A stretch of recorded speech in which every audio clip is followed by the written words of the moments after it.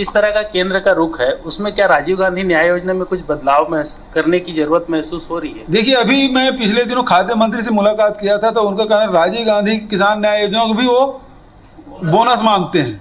ये बेहद दुर्भाग्यजनक बात है। जब आप प्रोडक्शन इनपुट की बात आप करते हैं और आप खुद ही 12,000 रुपये दे रहे हैं प्रति किसान, तो हम प्रति एकड़ दे रहे हैं, वो कैसे फिर वो बोनस हो सकता है? और इसी बात पे हमारा मतांतर है। और पिछले समय जब पासवान जी बोले कि आप बोनस मत दीजिए, नहीं तो आपको चावल नहीं खरीदेंगे, तो हमने राजीव गांधी किसान न्याय योजना है। अब आपको इसमें भी लगता था, हमने कहा इसमें क्या चीज़ बताओ, हम तो अपने किसानों को देंगे, लेकिन नियम में आप क्या चाहते हो वो बता दो हमको, लेकिन हमारा चावल तो लो। लेकिन चावल भी नहीं ले रहे हैं और इसमें बता भी नहीं पा रहे हैं। तो केवल राजनीतिक अड़ंगाबाजी के अलावा मुझे कुछ नहीं दिखाई देता इसमें। मुख्यमंत्री जी अन्य राज्य उसमें दे रहे हैं, चाहे वो तेलंगाना की बात हो, चाहे उड़ीसा की बात हो, चाहे भारत सरकार खुद भी दे रही है, और जब हम दे रहे हैं तो फिर अड़ंगा क्यों? सर, इसी से कनेक्टेड है क्या, गोयल जी ने आपसे कहा था कि ये मेरे क्षेत्राधिकार के बाहर है, इतना ज्यादा बेबस नजर आ रहे थे क्या? अब इसके बाद उन्होंने कहा कि मैं इसमें लीगल ओपिनियन लूंगा, और उन्होंने कहा कि निर्मला सीतारमण जी को फाइल भेज दिया वित्त मंत्री को। अब हम कोशिश करेंगे, प्रधानमंत्री से मिलने की कोशिश करेंगे, बात करेंगे। सीएम साहब, उठान योजना आपका ड्रीम प्रोजेक्ट है, लेकिन बजट 175 करोड़ कम नहीं लगता आपको? देखिए, अभिसरण से सारे काम होना है, उसमें मैक्सिमम काम जो है, चाहे वो मनरेगा का हो, चाहे कैंपा का हो, उससे अभिसरण से किया जाएगा। जो नहीं हो पा रहा है उसको हम लोग बजट में रखें। सरपंच लोग काफी परेशान रहते हैं, जी, बजट ही नहीं है बोलते हैं। मैं कई गाँव में इस योजना के बारे में पूछता हूँ तो सरपंच हमेशा बोलते हैं बजट ही नहीं है टाइप का।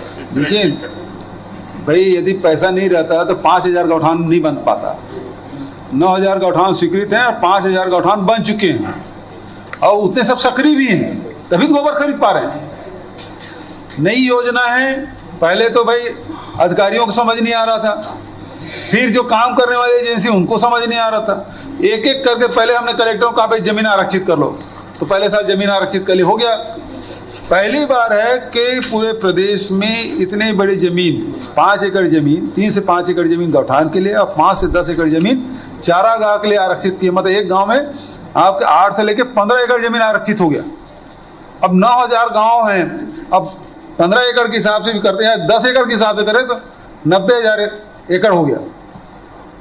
तो 90,000 एकड़ जमीन हमने आरक्षित कर ली, कहीं विवाद नहीं हुआ।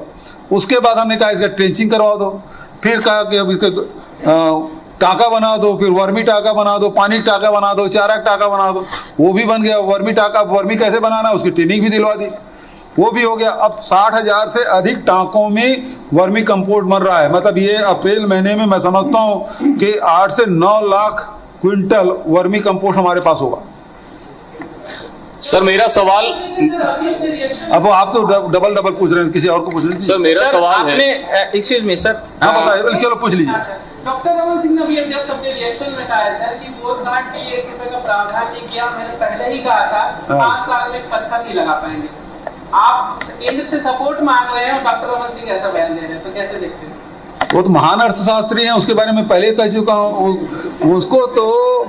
उसको ना सीतारामन जी को जो सलाहकार रखे ना मोदी जी, क्या सलाहकार हैं, सलाहकार मंडल,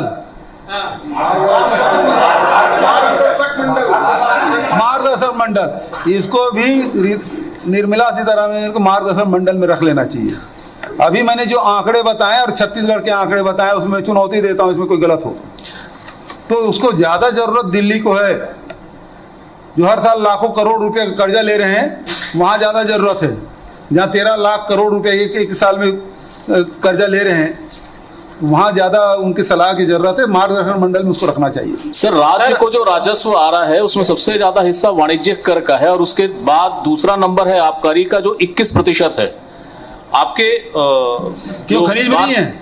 जी खनिज भी होगा, खनिज कम है सर, सबसे सेकंड नंबर पे आबकारी है। मेरा प्रश्न ये है खनिज में 6,000 करोड़ का है परसेंटेज वाइज, सेकंड नंबर खनिज है। आप ठीक से नहीं पढ़ पा रहे हैं, परसेंटेज।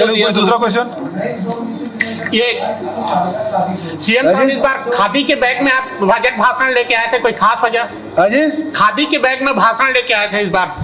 खादी का नहीं था, कोसा का था। कोसा का सूटकेस था। खास वजह? खास ये है कि यही तो गड़बड़ हुआ छत्तीसगढ़ के, हमारे स्थानीय लोगों को प्रमोट करना है, हमारे स्थानीय बुनकरों को बनाया हुआ सूटकेस है, तो यही थी स्थानीयता को प्राथमिकता देना है, लोकल प्राइड। सर धन्यवाद। इस तरह की तमाम छोटी बड़ी खबरें देखने के लिए बने रहे हमारे न्यूज़ अवाम दूत पर, और नए अपडेट्स जानने के लिए हमारे चैनल को लाइक, शेयर और सब्सक्राइब करें। साथ ही नए नोटिफिकेशन के लिए बेल आइकन को प्रेस करें।